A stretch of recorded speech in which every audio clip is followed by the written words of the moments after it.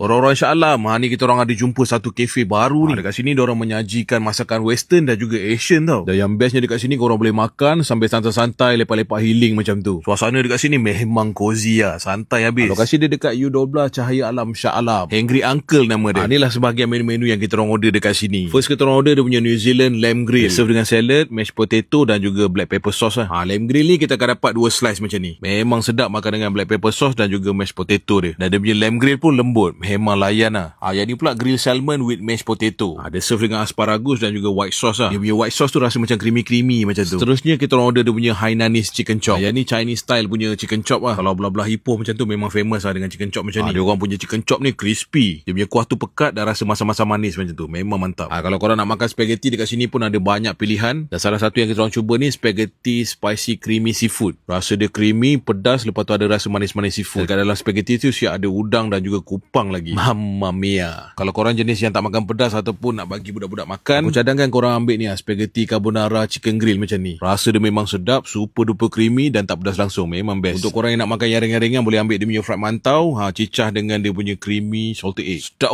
kalau korang nak makan kuih tiaw goreng Penang style pun ada kat sini. Ada ayam, ada daging, ada kerang dan juga udang. Tinggal pilih je nak mana satu. Mushroom soup pun ada dekat sini. Dia orang serve dengan garlic bread macam tu. Pekat mushroom soup dia tu, berasa dia punya cendawan. Dan untuk air pun ada banyak yang special dekat sini. Korang boleh order, lepas tu minum-minum sambil lepak-lepak santai-santai dekat sini. Dekat sini diorang buka hari-hari kecuali hari Isnin. Dari pukul 4 petang sampai pukul 12 malam. Jom cuba.